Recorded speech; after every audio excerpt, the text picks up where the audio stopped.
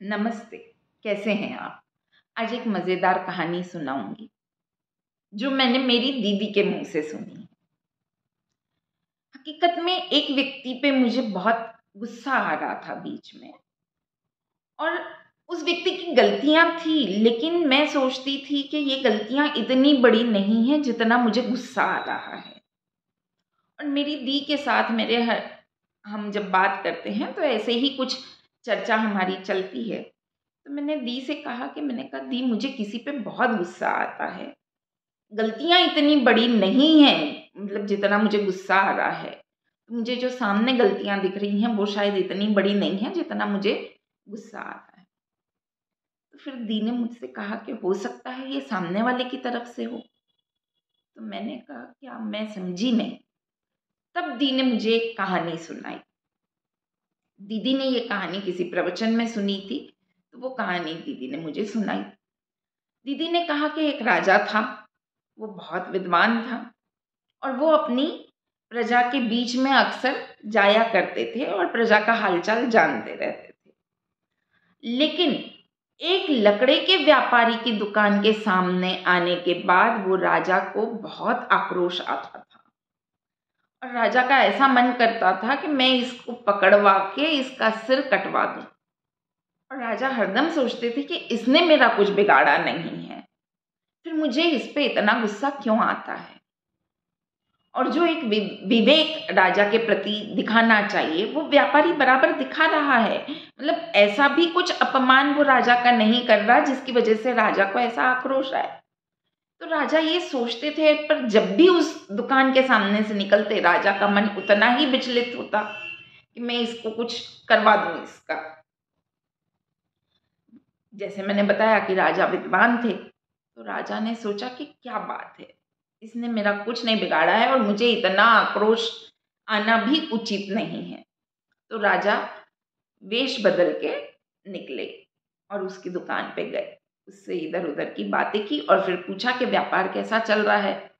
जब व्यापार की बात आई तो उस व्यापारी ने कहा कि धंधा बहुत मंदा चल रहा है, और बोले मुझे बस ऐसा लगता है कि कब ये राजा मरे तो चंदन की लकड़ियां बिकेगी, तो ये जो अभी तंगी चल रही है, मंदी चल रही है, वो दूर होगी। जैसे ही उसने कहा कि मेरे मन में ये बात आती है कि ये राजा कब मरे, वैसे ही राजा को क्लिक हो गया कि अच्छा गड़बड़ यहाँ है। चूंकि ये मुझे देख के सोचता था कि मैं कब मरूं, इसलिए मेरे मन में भी ये विचार आता था कि मैं इसको मरवा दूं। राजा अपने महल वापस पहुंचे। दूसरे ही दिन राजा ने फर्नीचर बनवाने के लिए कारपेंटर को बुलवाया और इस व्यापारी की दुकान से चंदन की लकड़ियां बुलवाई और फर्नीचर बनाना शुरू किया। जैसे ही उस लकड़े के व्यापारी की मंदी दूर हुई, वो राजा को दुआ देने लगा। अब जब राजा की सवारी वहां से निकलती थी तो राजा के मन में भी ये विचार नहीं आता था कि मुझे इसको बंदी बनवाना है। तो जब दी ने मुझे ये कहानी सुनाई और बाद में जब मैंने एनालाइज किया और सिचुएशंस मेरे सामने आई, तब मुझे पता चला कि अच्छा, ये जो मुझे गुस्सा आ रहा था वो शायद मेरी तरफ से इनिशिएट नहीं हो रहा था, ये सामने वाले की तरफ से हो रहा था। और इसलिए शायद वो चीज़ें कुछ छोटी भी थी, लेकिन मैं बोलते समय नहीं गुस्सा होती थी, लेकिन मेरे मन में बहुत आक्रोश आ जा रहा था। और ऐसा ही सिस्टर शिवानी के प्रवचन में भी हमने सुना है। सिस्टर शिवानी कहती हैं कि आपके जो थॉट्स होते हैं, आपकी जो फीलिंग्स होती हैं, उसके वाइब्रेशंस होते हैं, और चाहे वो अच्छे हों या बुरे, वो सामने वाले व्यक्ति तक पहुंचते ही हैं। तो फिर मुझे रियलाइज हुआ कि ये कहाँ गड़बड़ थी और क्यों मुझे इतना आक्रोश आ रहा था। कि सामने वाले की गलती नहीं थी, ऐसा नहीं था, गलतियां छोटी थी, लेकिन उस प्रपोर्शन में, उसके प्रमाण में मुझे आक्रोश ज़्यादा आ रहा था, क्योंकि सामने वाले के मन में मुझे लेकर बहुत ज़्यादा आक्रोश या नेगेटिव फीलिंग्स आ रही थी। और फिर उसके रीजंस मुझे पता चले तो उसके मैंने सल्यूशंस अपने तरीके से ढूंढे हैं। तो आज आप कमेंट करके बताइएगा कि क्या आपके जीवन में भी कभी ऐसा हुआ है जब आपको लगा है कि बात इतनी बड़ी नहीं है लेकिन मुझे इतना गुस्सा क्यों आ रहा है।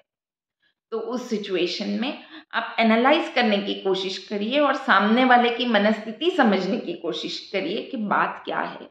हो सकता है कि जो आक्रोश आपको आ रहा है ये प्योरली आपकी तरफ से इनिशिएट नहीं हो रहा है, इसकी पहल पूरी तरीके से आपकी तरफ से नहीं है, सामने से इतनी नेगेटिविटी आ रही है जिसकी वजह से आपके मन के भाव बिगड़ रहे हैं।